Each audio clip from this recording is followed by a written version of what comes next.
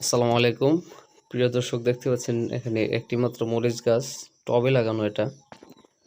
তো মরিচ গাছ নিয়ে কিন্তু অনেকের অনেক ধরনের সমস্যা। তো আজকে যে বিষয়টি নিয়ে কথা বলবো, এটি মরিচ চাষীদের জন্য অনেক ভয়াবহ একটি সমস্যা। এটা সমাধান করতে পারলে আপনাদের 80 থেকে 90% গাছই ভালো থাকবে আশা করি।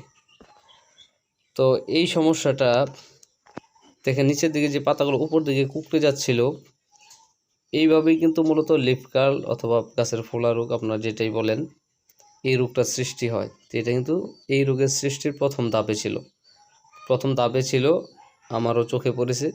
তখন আমি সাথে সাথে ট্রিটমেন্ট করেছি। এখন দেখতে পাচ্ছেন উপরের পাতাগুলো কীরকম, ভালো করে খেয়াল করলে দেখতে পারেন যে উপরের পাতাগুলো কিন্তু একদম নতুন পাতা, সবুজ সুন্দর দেখা যাচ্ছে। তো এই ফোলা সমস্যা নিয়ে অনেকেরই কিন্তু অনেক ভুল ধারণা আছে। আমি কিন্তু আমার অভিজ্ঞতা থেকে আপনাদেরকে বলছি, সম্পূর্ণ আমার বাস্তব অভিজ্ঞতা থেকে বলছি, এবং আমি অনেকভাবে অনেক কাছে ট্রিটমেন্ট করে তারপর কিন্তু আপনাদেরকে বলছি। তো আমি যা দেখেছি তার মূল কথা হচ্ছে, আপনার যদি মাটি ভালো থাকে এবং মাটি থেকে যদি গাছ প্রয়োজনীয় নিউট্রিশন টানতে পারে, গাছ যদি খেতে পারে, তাহলে কোনো সমস্যা গাছে থাকবে না। না ব্যাকটেরিয়াল ওয়েটিং থাকবে, না আপনার গাছে কুকড়ানো থাকবে, না আপনার ওই লিফকাল ওই গাছের ফোলা ভাব হবে, কিছুই হবে না। তো আপনাদের প্রথম দরকার হলো মাটি ঠিক করা। মাটিকে আপনার জৈবভাবে প্রস্তুত করার চেষ্টা করবেন। আর এই গাছটা কিন্তু মূলত খাবারের অভাবেই এরকম হইতেছিল।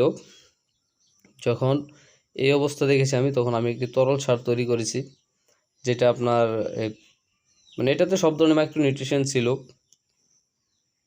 পাশাপাশি আপনার পটাশ, ফসফেট, নাইট্রোজেন সহ সব ধরনের মাইক্রোনিউট্রিশন ছিল।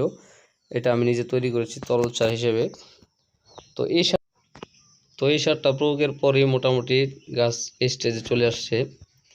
তো মূল কথা হলো, গাছ যখন খাবার টানতে না পারে তখনই রোগে আক্রান্ত হয়। বিশেষ করে বৃষ্টির পর যখন মাটি ভিজা অবস্থায় থাকে, তখন গাছ কিন্তু খাবার টানতে পারে না, তখনই বিভিন্ন ধরনের রোগ দেখা দেয়।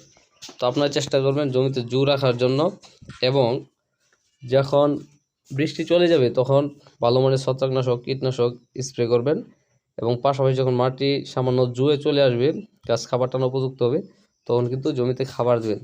শুধু রাসায়নিক দিলে কিন্তু এই সমস্যার সমাধান হবে না।